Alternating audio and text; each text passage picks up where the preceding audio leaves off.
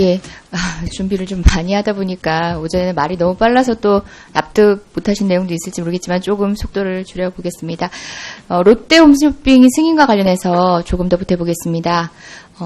과락을 면했습니다. 만약에 제대로만 제출을 했더라면은 과락되어서 재승인되지 않았을 수 있는 사안입니다. 승인 처분 자체를 취소할 것을 검토해 보신 적은 없으신지요? 언제 말씀? 요번에 말씀입니까? 예. 처음에 말씀입니까? 재승인 이후에 이제 이런 상황들이 밝혀진 이후에 지금 현재 6개월간 프라임타임 업무정지 처분만 내렸잖아요. 그런데 승인 처분 자체를 취소해 볼 것을 검토해 보신 적은 없습니까? 당연히 승인이 취소될 수 있는 법적 근거가 있는가를 예. 그러니까 어떤 조치를 할 수 있는가를 전부 다 예, 파악을 해야 되니까 봤더니 아까 그 시행령 조항을 말씀해 주셨는데 법에는 근거가 있는데 그 영업 정지 6개월. 예, 법에는 근거가 있으나 시행령에 네. 근거가 없어지면서 그래서 그렇게 처리하시는 게 법에 따른 처분이라고 생각해서 하셨다는 거죠. 네, 그렇습니다. 예, 저희 판례에는요, 네. 그 행정행위를 한 처분청은 하자가 있을 때 취소 행위에 근거가 없더라도 취소를 할 수 있다는 게 판례 입장입니다. 네. 다시 말해서 모법에서 처분을 근거하고 있을 때 그 시행령을 따르는 것이 과연 법이 명령한 법을 지키라고 얘기한 취지에 부합하는 건지 한번 재차 검토해 보시기를 바랍니다. 예, 과학기술에 대한 이야기 말씀드리려고 합니다. 그 7, 80년대, 90년대까지만 해도 부동의 1위가 우리 어린아이들 장래 희망의 과학자였습니다. 근데 지금 그렇지 못합니다. 왜 그런지는 짐작하고 계실 겁니다. 얼마 전 미래부 공무원의 갑질에 대해서는 많은 분들이 지적하셨고요. 장관님 주재하에 미래부 공무원들 한자리에 모여서 혁신 대회까지 열었습니다. 산하기관에게 갑질하지 말자, 상하관계가 아닌 수평적 관계다. 사실 부처의 장관이 소속 공무원에게 하기에는 너무 부끄러운 이야기입니다. 예, 과연 이게 그냥 일회적인 갑질에 불과한가? 구조적인 문제를 살펴볼 필요가 있다고 봅니다. 갑질의 근원은 정부 주도 R&D 정책의 한계를 보여준 것이 아닌가 합니다. 지금 각종 이슈가 발생하면 그에 맞춘 연구 편성이 너무 당연시되고 있습니다. 이세돌 사범과 알파고 대국하자마자 대통령이 인공지능 산업화 활성화하겠다 얘기합니다. 미세먼지가 사회 문제 되니까 이게 뭐 유행처럼 사회먼지 대안 마련하겠다라고 합니다. 뇌과학 주목받자 뇌의 지도 그리겠다 합니다.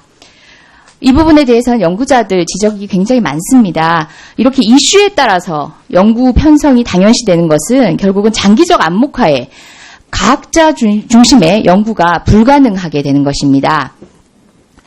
결국 이제 연구부 받기 위해서는 과학자 중심의 상향식 연구가 아니라 정부나 공무원의 눈높이에 맞춰서 기한을 할 수밖에 없다는 거죠. 혹시 최근에 서울대 의대의 호원경 교수의 호소문 읽어보셨습니까? 아니면 관련된 내용 전에 받으신 적 있습니까? 네, 제가 직접 이메일을 보내서 답변도 했습니다.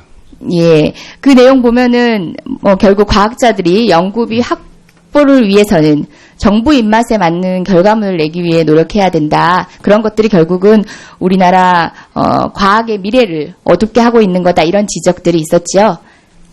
네, 뭐 여러 가지 얘기가 있었습니다. 예, 그 과학자들의 창의성과 독창성을 보장할 수 있는 연구 환경으로 패러다임을 바꿔서 R&D 전반 정책을 되짚어볼 그런 아이디어나 그런 논의를 주도하셨거나 하시려고 하거나 아니면 하실 생각은 없으신지요?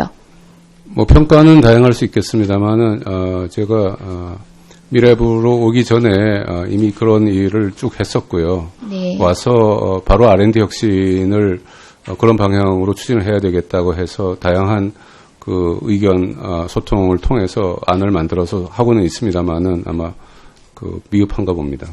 그 정부 주도의 R&D가 있어서는 안 된다는 취지가 아니라 지금 현재 정부 주도만으로 진행되는 것이 그 포션이 너무 커서 실질적으로 과학기술의 미래를 어둡게 하고 있다. 이 부분에 대해서 어떻게 생각하고 계십니까?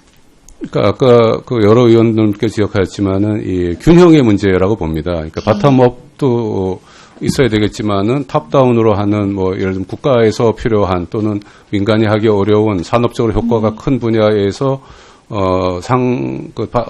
그 탑다운으로 하는 기획은 일정 부분 필요하다는 것은 동의하시는 것 같습니다. 그런데 그 부분이 얼마나 크냐, 뭐 어떤 과정을 거쳐서 하느냐에 대해서 지적을 많이 하시는 것 같습니다.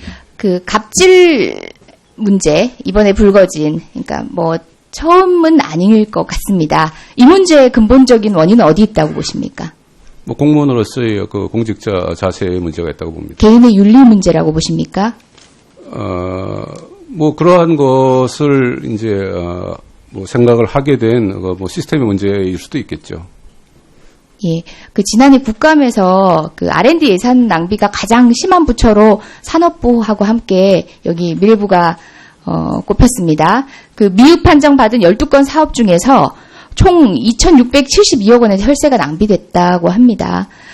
바로 여기에 문제점이 있지 않을까 생각하는데요.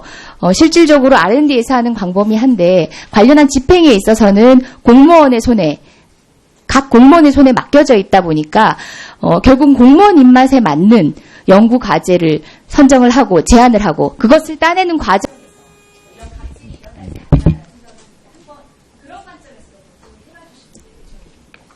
네, 하여튼 뭐 공무원들이 모든 과제를 다 관장하지는 않습니다만은 지적하신 사항에 유념해서 다시 한번 잘 살펴보도록 하겠습니다. 예. 이재정 의원님 수고 많으셨습니다. 예, 이제 추가 질의 우리 한 의원님 최명길 의원님 남으셨습니다. 예, 존경하는 최명길 의원님, 예, 추가 질의해 주시기 바랍니다.